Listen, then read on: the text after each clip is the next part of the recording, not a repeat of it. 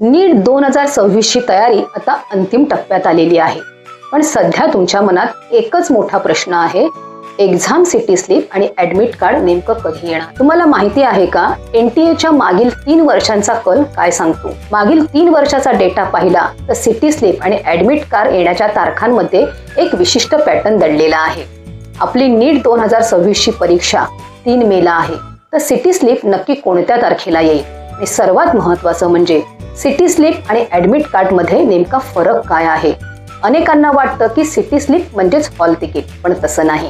एक छोटीशी गल्लत तुमच्या प्रवासाच्या नियोजनात मोठी अडचण ठरू शकते.